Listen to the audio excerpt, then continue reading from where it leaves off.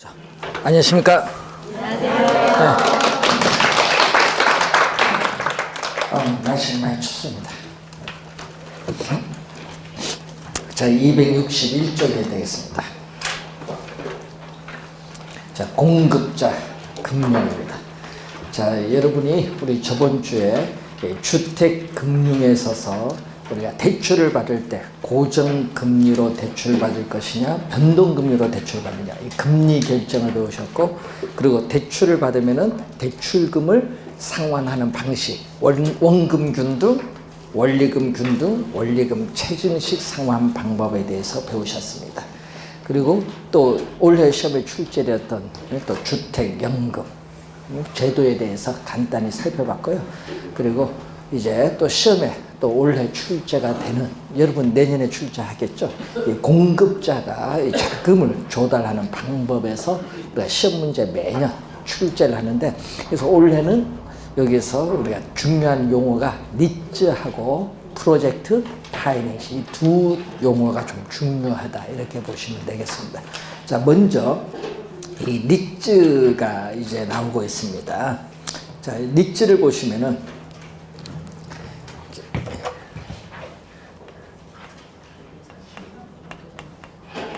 자, 이 니즈라고 우리가 읽을 때 뉴스나 신문에 보면요, 이 니즈라는 용어로 우리가 많이 들어봤을 겁니다. 그래서 이 니즈 앞에 여기에 뭐냐면 리얼 에스테이트, 부동산이에요. 그리고 여기 I는요, 인베스트먼트에서 투자라고 하고, 또 맨 끝에 있는 T는 트러스트, 뭐냐면 신탁의 단어입니다. 그래서 부동산 투자 신탁이라고도 해요. 그래서 이 니즈를 부동산 거래로 번역을 하면은 부동산 투자 신탁이에요. 신탁. 그래서 우리 처음에 도입을 할 때는 은행에 뭐 계약형 니즈라는 게 있었거든요. 은행에 처음 우리가 했을 때 문정동 우리 개발 사업을 할 때 그렇습니다. 그때 이제 계약형 니즈에서 은행에서 했었고, 그래서 2001년에 뭐가 도입되냐 하면은 2001년 2월 달에 임시국회에서 부동산 투자 회사에 관한 법률이 통과돼요. 그래서 7월 1일에 시행을 하죠. 뭐가 시행되냐 하면 이 부동산 투자 회사에 관한 법률이 시행됩니다. 그래서 요 이전에 부동산 투자 회사에 관한 법률에 의해서 이 니즈를 우리 뭐라고 하냐 하면요, 부동산 투자 회사에 관한 법률에서는 니즈를 부동산 투자 회사라고 해요. 부동산 투자 회사에 관한 법률에 의해서 니즈를 부동산 투자 회사라고 합니다. 근데 이 2001년 이전에는 우리가 얘기를 할 때는 뭘로 얘기했어요? 그냥 부동산 투자 신탁. 그때 당시 뭐 은행에 계약형 부동산 투자 신탁, 여기에 그때는 좀 많았었거든요. 그래서 이 도입이 되면서, 요게 도입되면서 기업의 구조 조정 또는 부채 상환 목적이 부동산에 많았죠. IF 직후니까. 그래서 그때는 우리가 거의 대부분 이 초기, 요 2001년 이 이후에 거의 초기에는 우리 뉴스에서 많이 나오는 CR 니즈라고 해요. 이 CR 니즈가 거의 대부분이었어요. CR 니즈, 코퍼레이트 리스트러처링이라고, 코퍼레이트 리스트러 우리가 해서 이거 구조 조정입니다. 그래서 코퍼레이트는 기업으로 번역하거든요. 그래서 리스트러처링은 구조 조정. 그래서 기업의 구조 조정을 목적으로 하는 부동산 투자 회사. 이것이 처음 도입된 당시에 거의 대부분이 다 무슨 니즈? CR 니즈. 수익률이 상당히 좋았습니다. 저도 이걸 하려고 했었는데요. 근데 그때 당시 법이요, 상당히 웃긴 게요, 우리나라 사람들 달러가 들어오는 걸 상당히 중요시 여겼거든요. 그때 김대중 정부 하에서는. 그래서 저희들은 그때 당시에 하고 싶어도 못했어요. 한국인이라서. 그때 당시에. 예? 그때 당시 우리는 보는 뭐가 있어서 이제 예금보험공사라고 하는데 거기에 부실채권이 엄청 많거든요. 예보 찾아가서 우리 팀이 요거 부실채권 사서 요걸 수익률을 높일 수 있다. 근데 그때 당시 우리 한국인은 달러가 없으니까 외국에서 달러 가져야 되고 외국인에게 매각을 했어요. 얼마에 매각하냐 그러면 뭐 예를 들어서 2조 원짜리 뭐 1조 원짜리 이 부실 채권을 2천억, 3천억에 매각을 했어요. 예보에서. 그 부실 채권을 한 3, 4년 뒤에 얼마 2천억, 3천억 산 것을 4조, 5조로 만들어서 매각을 하고 그 엄청난 수익률을 가져왔죠. 그럼 300% 수익률이죠. 거의 대부분 그때 당시. 그걸 우리 한번 하려고 했다가 한국인은 안 된다고 해서 못했습니다. 그러니까 지금도 기업 구조조정 많이 하는데 그래서 현재도요 이 CR리츠가 제일 많아요. 한 16개 정도 좀 될 거예요. 지금 한 CR리츠가. 그만큼 우리가 처음에는 거의 대부분을 차지했다. 자, 그러면 리츠란 용어가 뭐냐 하면요. 이 리츠는 여러분이 직접 부동산에 투자해서 수익을 발생시키는 제도가 아닙니다. 그러니까 직접이 아니라 뭐죠? 간접이에요. 그럼 여러분 직접 부동산에 투자하는 것이 아니라 간접이라는 거죠. 간접. 그러니까 소액 자금을 가진 투자자들의 자금을 모아요. 모아서 그 자금을 가지고 뭘 한다? 대규모 자금을 만들어서 이 자산 운용 전문 인력이 있어요. 이 자산 운용 전문 인력, 이 전문가들이 부동산 개발 사업 또는 업무용 부동산 관련 증권, 뭐 주택저당증권이라든지 자산담보부 증권이 있어요. 이러한 부동산 관련 증권 등에 투자해서 발생한 수익을 투자자들에게 투자한 지분, 투자한 금액, 지분에 따라 배당의 형식으로 되돌려 주는 제도입니다. 그러니까 직접 투자가 아니라 전문가가 투자하잖아요. 그래서 간접 투자고 이 니츠 자체가 하나의 뭐라고 한다? 상품이 돼. 니츠 자체가 하나의 상품. 그래서 간접 투자 상품이라고 합니다. 자, 여러분 우리 부동산 말고 여러분이 펀드에 한번 투자해 보셨어요? 증권회사 가셔서 계정을 만들어서 펀드 투자 안 해본 사람 큰일 났어요. 이거. 펀드도 안 해보면 언제 옛날에 수익률이 상당히 좋았어요. 펀드 초창기에. 그래서 우리나라 이 펀드라는 게 그때 당시 옛날엔 펀드라는 용어가 안 썼어요. 언제 나오냐? 이것도 IF 직후에 나온 거예요. 직후에 이제 나온 건데 이 펀드라는 용어를 우리가 처음으로 이제 또 쓰신 분들이 있잖아요. 그때 당시 여러분 분명히 이거 사신 분이 있을 거예요. 현대증권이 있었어요. 옛날에. 지금 없어졌는데 이익치 회장이 있습니다. 들어보셨는가 모르겠다. 이익치 회장인데 그분이 처음 우리나라 펀드 1호를 만들었어요. 그 펀드가 여러분 귀에 익었을 겁니다. 바이 코리아. 예? 우리나라 최고의 수익. 예? 몇백 프로가 아니에요. 1000%예요. 1000%. 엄청난. 예, 그걸 지금까지 가지고 있는 분은 대박이지. 그 우리나라에서 하면 그렇지 않죠. 예? 예? 어느 정도 오르면 환매를 딱 해버리는 경우가 많습니다. 예, 지금까지 보유하신 분도 있어요. 명칭이 약간 바뀌었지만. 예, 그래서 이제 장기적으로 가면 좋은 거죠, 뭐. 예, 간접 투자 상품. 그것을 우리는 증권회사에 그걸 뮤추얼 펀드라고 하거든요. 소액 자금을 대규모 자금 만드는데 이것을 우리는 빗대서 증권회사 뮤추얼 펀드에 빗대서 리츠를 우리는 부동산의 뮤추얼 펀드라고 해요. 이 부동산의 이 뮤추얼 펀드. 예, 부동산의 뮤추얼 펀드를 우리는 리츠라는 용어를 사용한다. 리츠. 예, 소액 자금을 가지고 대규모 자금을 만들었습니다. 그래서 이제 부동산에 처음에 우리 리츠 나올 때요. CR 리츠죠. 거의 대부분. 그 CR 리츠 중에 우리 코크랩이라는 게 있었어요. 옛날에. 그 코크랩 1호, 2호, 3호, 4호, 5호, 7호 뭐 이렇게 가 있는데 그때 코크랩 중에서 그때 당시가 3호였나? 그 코크랩 그 펀드를 만들었어요. 한 사람당 얼마? 500만 원. 한 구자 500만 원. 그럼 두 구자면 얼마? 1000만 원 이렇게 받는 거야. 그래서 돈 얼마? 3천억 모집한다. 신문 공고를 하겠죠. 그래서 여러분이 신청을 하면 돼. 근데 수익률이 높으니까 어떻게 돼요? 신문 공고에서 매달 며칠 몇 시부터 받습니다 하는 순간 어떻게 돼요? 저희들은 신청하지만 신청도 못합니다. 왜? 신청한 순간 1분 만에 마감. 수익률이 좋으니까 1분 만에 막아. 그래서 저도 궁금이 생겼어요. 이걸 어떻게 하면 이걸 신청해서 들어갈 수 있느냐.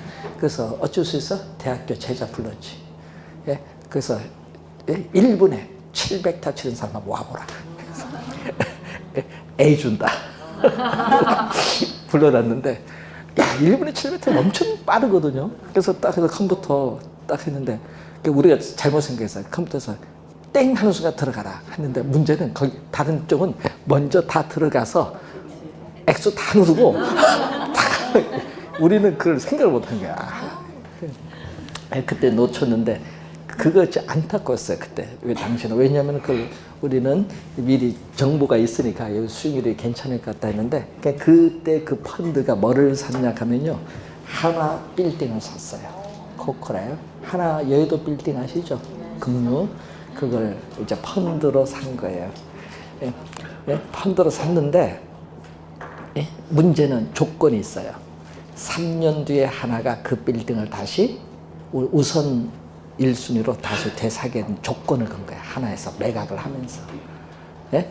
그러니까 무슨 어떤 뭐가 있었겠지. 그래서 샀어요. 예? 예? 그럼 예를 들어서 1,000억에 샀어. 펀드에서는. 근데 팔 때는 예를 들어서 3,000억에 팔았어. 그러니까 몇 배야. 그러니까 펀드 수익률이 대단하지. 그러면은. 그것만 있겠어요? 그런데 그걸 팔았는데, 하나는 그걸 리츠 자금, 그 하나 빌딩을 매각해서 돈 들어왔잖아요. 그 리츠 자금을 가지고 대한생명을 샀어요. 대한생명 인수를 했어요. 대한생명 인수해서 대한생명 돈을 가지고 하나 빌딩을 샀어.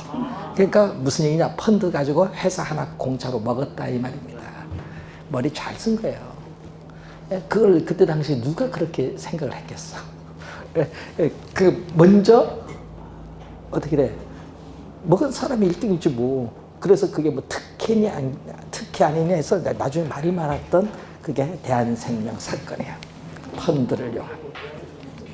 그래서 대한생명이 지금 하나생명으로 바뀐 거예요. 그게 다 리츠야. 대단한 거죠, 리츠라는 게.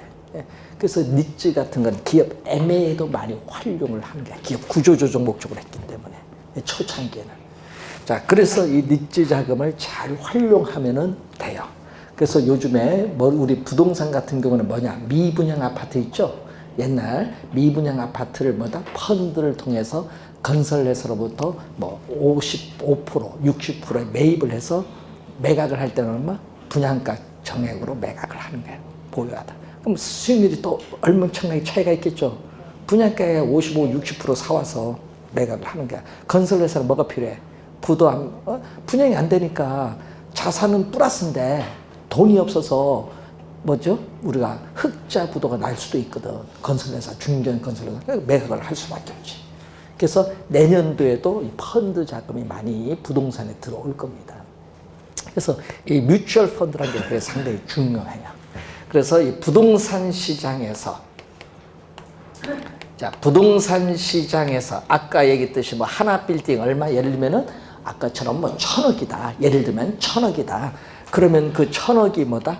부동산이지. 예? 부동산이잖아요. 근데 1,000억은 어떻게 돼? 그 건물을 쪼갤 수는 없잖아요. 그래서 이제 부동산을, 이 1,000억짜리 건물, 부동산을 담보로 뭐를 발행한다? 이 부동산을 담보로 소액화, 표준화가 되어 있고, 한 주당 5,000원 소액화시키죠. 표준화, 소액화된 뭐를 발행한다?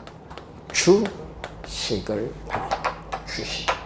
부동산을 담보로 소액화, 표준화된 한 주당 5,000원짜리 주식을 발행하는 거야. 그러면은 빌딩이 1,000억이면 얼마?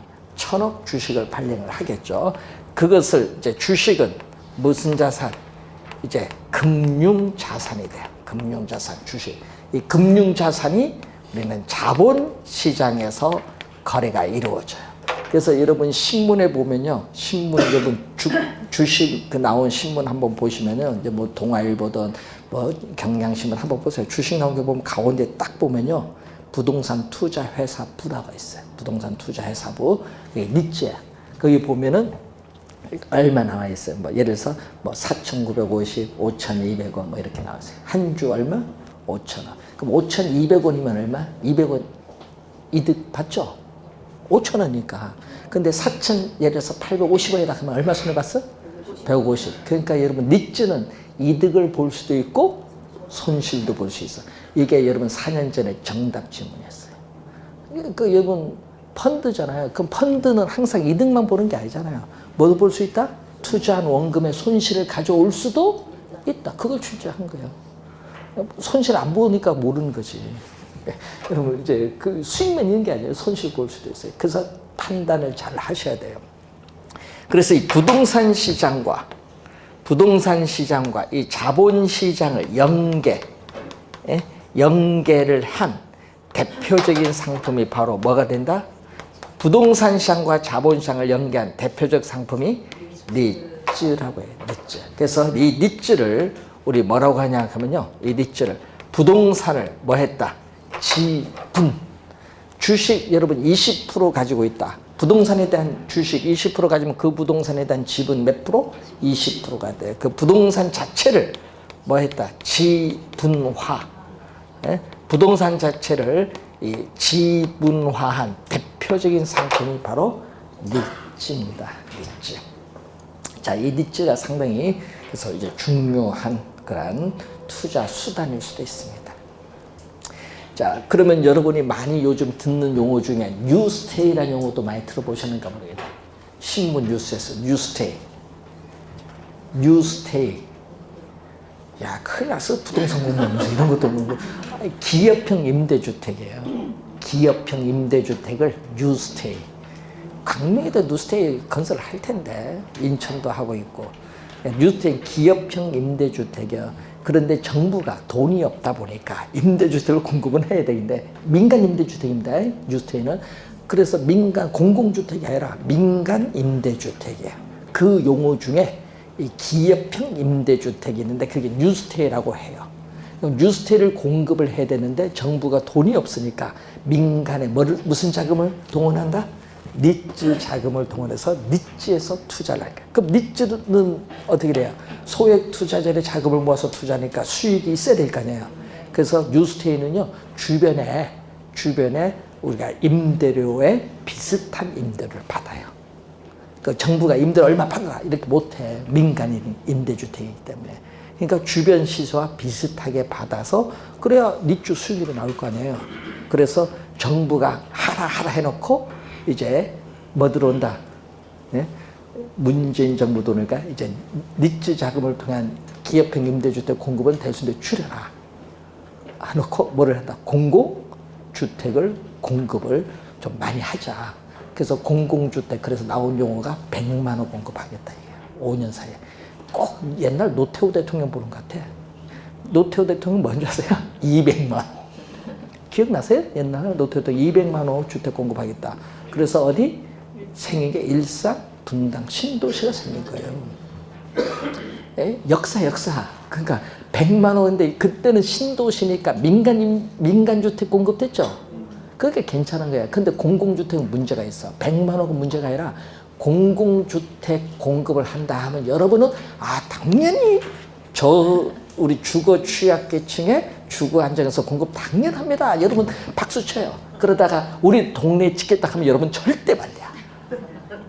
반대해요. 여러분 광명에는 보금자리 주택 시흥 다 취소했잖아요. 왜 반대하니까. 그 내년 6월에 또 지방선거 있을 거 아니에요. 6월 13일 날 수요일 날이야. 예? 그냥 주에 합반합니다.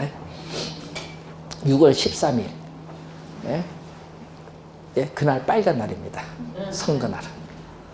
근데 그 선거가 들어가면요. 어떻게 돼요? 누가 해야 돼? 여러분 내 동네에 공공주택 공급하겠다. 시장을 할 수 있을 것 같아요? 못해요. 그거 하겠다 한 순간 낙선이야.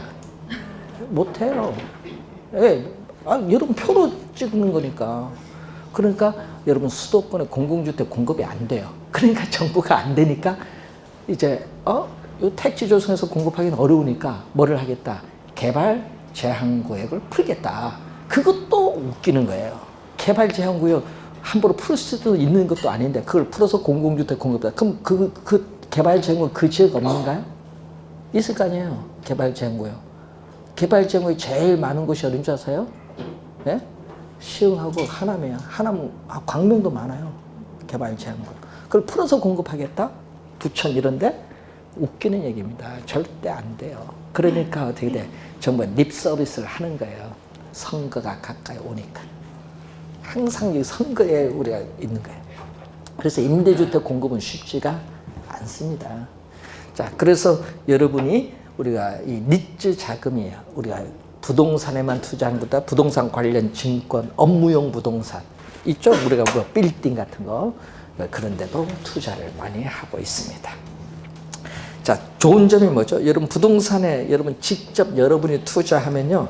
부동산 경기 침체 시에 부동산을 여러분이 매각해서 현금화하기는 어려워요. 그렇지만 니즈에 투자를 합니다. 니즈는 주식회사예요. 부동산 투자회사는 뭐죠? 주식회사예요. 주식을 발행을 했을 거 아니에요. 발긴 모집을 해서 발긴 총회를 열어서 주식을 발행을 했을 거예요. 그래서 여러분은 니즈 주식을 샀잖아요. 예? 그럼 지분이 있는 건데, 그래서 경기가 침체하면은 여러분은 언제든지 주식시장에서 뭐를 매각하면 돼? 주식을 매각함으로써 현금화가 가능해요. 그래서 부동산 직접 투자에 비해서 현금화가 더 쉽기 때문에 황금성 면에서 유리하다는 장점을 가지고 있어요. 그리고 또 니즈는요, 우리나라는 수익률이 높았어요.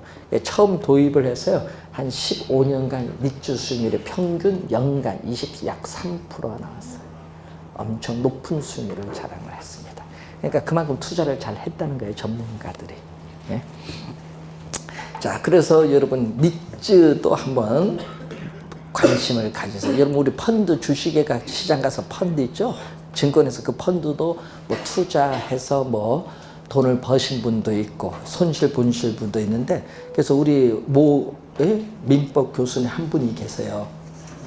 이종근 박사님 말고 한 분 다른 분 계시는데, 그분이 그때 내가 보기엔 그때 아닌 것 같은데 사지 마세요 했더만 그런 게죠. 고집이라는 게. 그래서 그분이 이제 중국 펀드에 투자를 했는데 펀드에서 1년 지났더니 반토막 난 거야.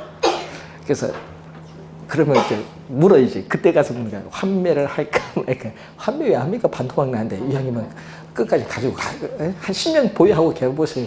그래서 한 7년 보유했더니 이제 본전을 찾았어. 7년 보유했더니. 그 다음에 약간 또 올라가니까 이제 고민하는 거야. 야, 요거 그동안 이자 정도는 나올 것 같다. 팔까 말까. 파세요. 빨리 파세요. 딱 그때는 또 말 잘 듣대. 딱 팔고 났더니 사드가 딱 터진 거야. 예? 그래서 수익이 떨어질 걸 또 환매를 잘 한 거지.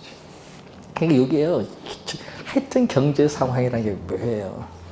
그래서 저희들은 옛날에는요 다른 걸 했거든요. 이제 뭐를 했냐면 우리나라 주식은 안 해요. 저는. 예? 우리는 해외를 보거든요. 해외. 그래서 새벽 2, 3시에 어레가냐 런던, 뉴욕 증권 거래소로 들어갑니다. 정보가 그쪽이 제일 빨라요. 뭐든지. 예? 그래서 거기서 정보를 이런 정보가 있구나. 그러면 그게 우리나라에 그 다음날 영향을 줘요. 예? 그러니까 정보는 제일 빠른 정보를 얻는 거지. 이 주식은 정보 싸움입니다. 예? 주가의 흐름은. 그래서 우리나라 그 개발도요, 우리나라보다 외국이 더 먼저 알아. 예? 그런 거 보면은 정보가 많이 빠져나간다는 얘기입니다, 우리나라도.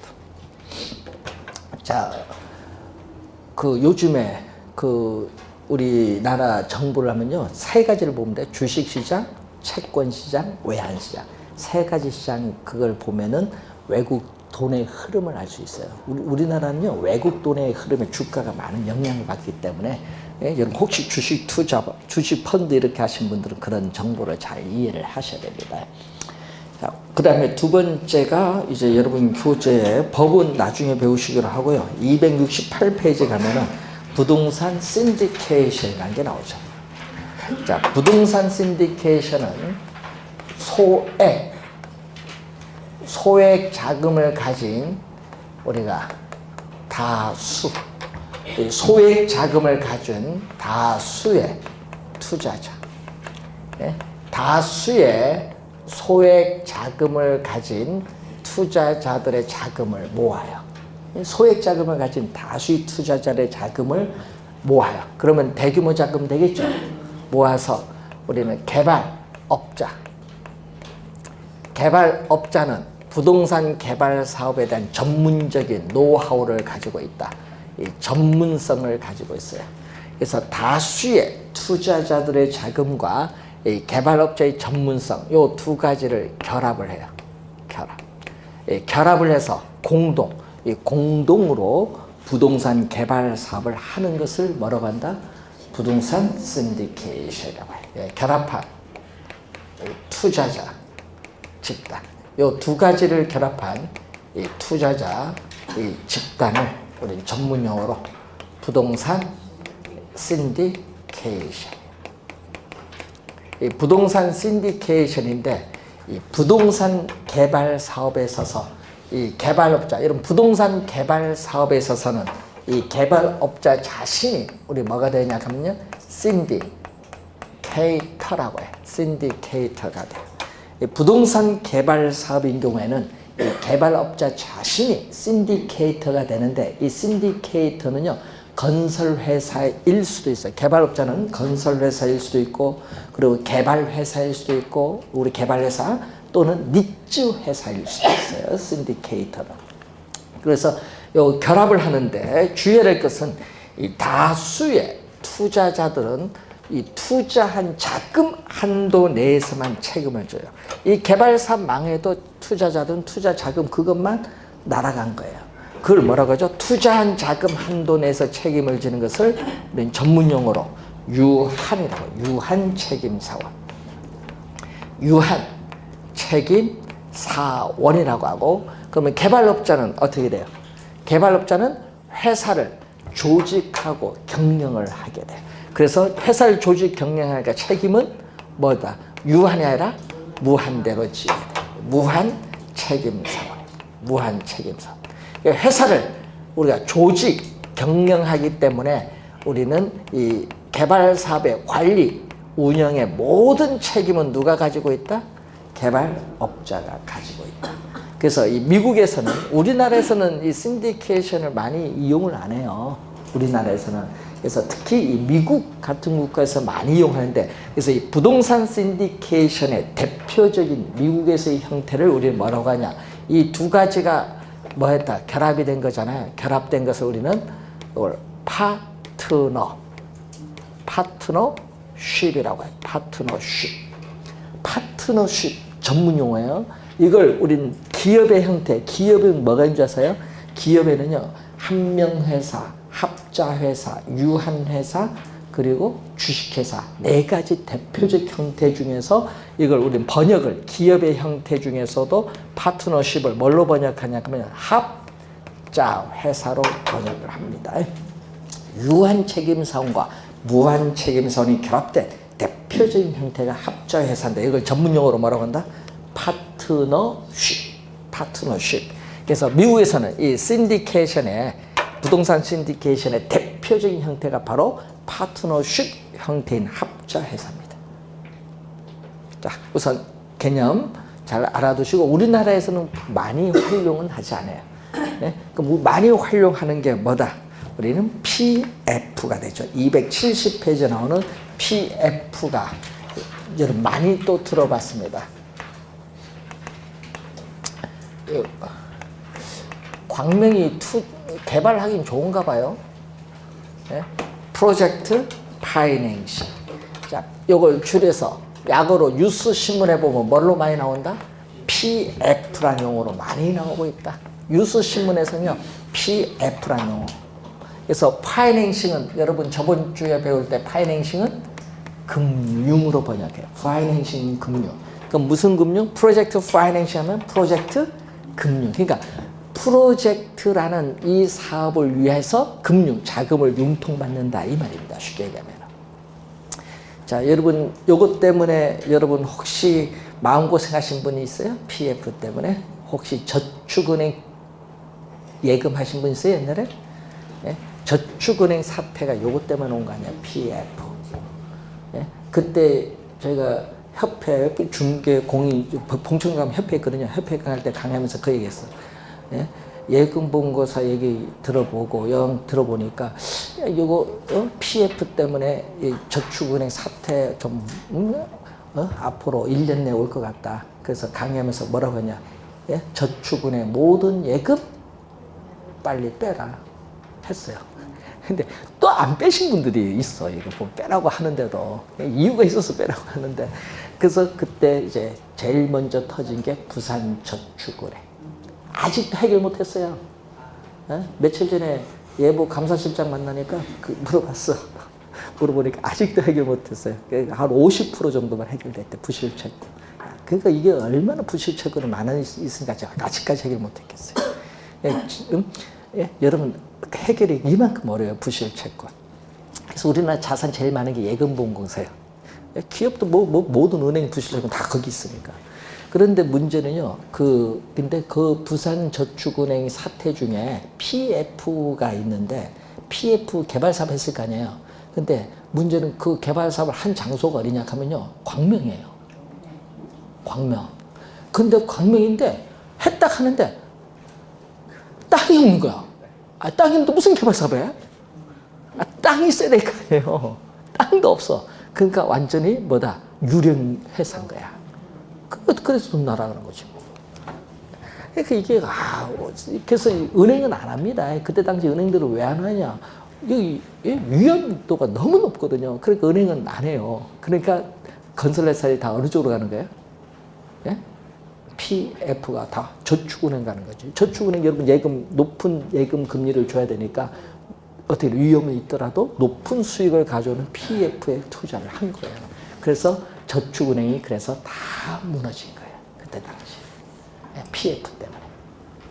그래서 이 프로젝트 파이낸싱이 그만큼 위험성이 높아요.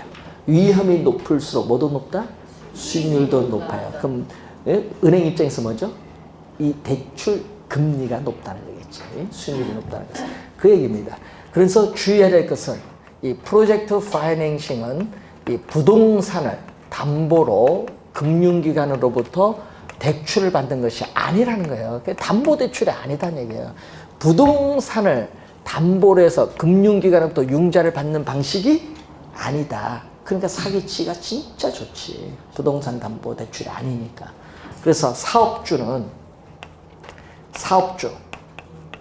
스폰서가 있어요. 이 사업주는 이 PF 개발 사업을 좀 하고자 하는데, 프로젝트 개발 사업을 하고자 하는데, 문제는 이미 대출받아서 사업을 하고 있기 때문에 금융에서 융자를 안 해줘요.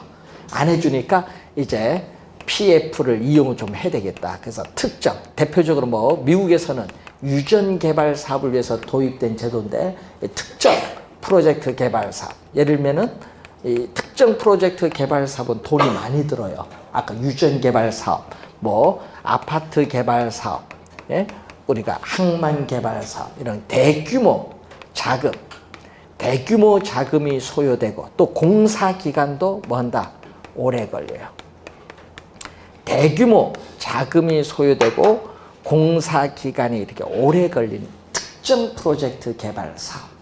이 개발 사업을 하기 위해서 어떻게 돼요? 사업주는 자금을 조달하기 위해서 일정한 자금을 출자해서 이 사업자는 관계없는, 그러니까 회계적, 법률적으로 독립적인 회사. 예? 그래서 독립적인 회사의 특수 법인을 하나 만들어요. 그러니까 사업주와는 아무런 관계 없습니다. 법률적, 회계적으로 독립적인 회사. 그걸 우리는 프로젝트 시행회사를 만들죠. 자, 용산 국제업무단지를 만든다고 해서 1조 원을 어떻게 돼요? 우리 가지고 프로젝트 시행회사를 우리가 설립을 했어요. 그런데 문제는 시행회사 그 자본금 1조 원이 돈 다 날아가니까 용산 업무단지도 흐지부지 끝난 거지 그래서 이 프로젝트 시행회사를 만들어요. 그래서 이 시행회사에서 이 특정 프로젝트 개발 사업에 뭐를 보는 거예요? 예? 미래에 뭐를 보는 거죠? 수익성. 사업성. 부동산을 담보로 하는 것이 아니라 미래의 수익성, 이 사업성을 보는 거예요. 그러니까 이 미래는 불확실성이 얼마나 높겠어요. 그리고 또 개발 사업인데. 그래서 미래의 수익성, 이 사업성, 이걸 담보로 하는 거예요. 그러니까 부동산을 담보로 하는 것이 아니라, 예? 이 미래의 수익성, 사업성을 어떻게 돼? 담보로 해서 프로젝트 이 시행회사에 대차 대조표상 부채로서 뭐를 발행한다? 회사의 채권, 예? 회사채를 발행해서 이 개발 사업에 필요한 자금을 조달해요. 근데 문제는 회사채를 발행했는데 이 회사채를 인수가 누굴 해야 돼? 인수를. 회사채 인수를 우리는 금융기관에 해야 돼요. 그러면 A라는 은행 하나가 이 회사채를 전부 인수를 하면요. 개발사업 망하면 은행도 존폐가 왔다 갔다 해. 그러니까 A은행 하나 갖고는 안 되겠다. 그럼 A은행이 이제 뭐를 쓰겠지. 주 간사 은행이 되면서 다른 은행을 끌어당겨. B은행, C은행, D은행 이렇게 여러 은행을 끌어당겨. 위험을 뭐야? 분산하자. 내 혼자 감당 안 되겠다. 위험 분산하자. 그래서 여러 은행이 공동으로 이 회사채를 인수한다. 이걸 전문용어로 syndication loan이라고 해. syndication loan. loan은 대출이죠. 그러니까 syndication 형태로 대출하죠. 그래서 뭐를 만들죠? 이렇게 여러 은행이 대주단을 형성해서 syndication 형태로 대출을 해줘. 그러니까 회사채를 공동 인수하는 전략을 뭐라고 한다? 전문용어로 syndication loan이라고 합니다. 그래서 어떻게 돼요? 프로젝트 시행회사에 뭐를 개발 사업에 필요한 자금을 대출해주고 이 대출해준 자금에 대한 높은 뭐를 이자를 받는 거지. 이게 이자가 높다는 얘기인데 미래 수익성을 담보로 해요. 근데 미래 수익성이 없으면 이 개발사 뭐해? 망하는 거지? 망하는 거예요. 그래서 이 미래의 수익성 분석을 잘 해야 됩니다. 사기치기 진짜 좋습니다. PF. 그래서 여러분이 이 옛날, 그러니까 여기 전문가들이 분석을 해야 돼요. 그러니까 여기 함부로 뭐 이제 어디 투자를 하면 골치 아픈 거야. 그래서 옛날 우리 여러분 뉴스에서 많이 다뤘던 이광재 게이트가 요거예요. 시베리아 유전 개발 사업. 시베리아 유전 개발 사업. 특정 프로젝트 개발 사업인데 노무현 대통령이 러시아 방문하는데 뭐가 있어야 된다. 서로 간에. 그래서 그때 중간에 요거 시베리아 유전 개발 사업을 누가 끼고 넣은 거야. 그래서 3명이거든요. 3명이 지금도 인도네시아가 아직 안 잡혔어.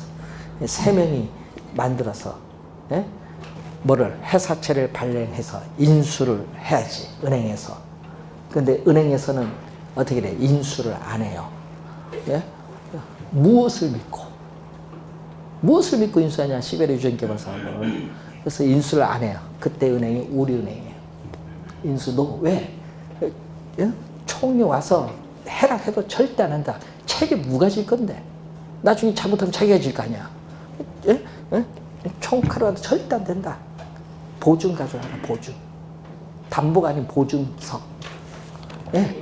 그러니까 되게 돼. 보증 가져오라 하니까 이 사람들이 이제 또 머리 써야 될 거 아니야. 회사채 팔아야 되니까. 그래서 그때 이제 누가 들어가는 거야? 이광재, 이혼이 들어가는 거야. 그 세 사람 중 한 사람이 이광재 밑에서 선거했으니까. 그래서 그게 이광재 게이트의 시작입니다. 뭐를 했어요? 국회의원이죠. 전화했겠죠. 대출해주라. 국회의원도 안 돼. 대통령에도 안 돼. 하니까 결국 뭐를 가요? 이제 철도청입니다. 그때 당시는 철도청에 어때 보증해줘라. 아니 국회의원 보증해달라고 말을 하면 안 되지. 그래서 압력을 행사한 거지. 그래서 철도청에 보증을 받았어요. 그래서 제시를 했지. 제시를 하니까 어떻게 돼요? 철도청은 국토교통부 산하잖아요. 그때 당시에. 그러니까 어떻게 돼? 국가가 보증한 거야. 그러니까 어떻게 돼? 회사채를 인수해서 250m를 줬어. 1차 그 준 거지 뭐. 그래서 조사하고 뭐 분석하고 뭐 한 돈 들어갈 거 아니야. 그래 놓고 이제 개발 사업 이제 본격적으로 해야 되겠다.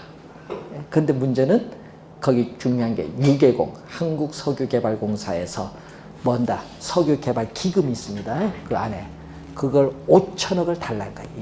여기서 5천억 1차로 그거 갖고 틀려고 했었겠지. 받아서. 그런데 문제는 유개공에서 시베리아 유전개발 사업 수익성이 없다. 저 사기다.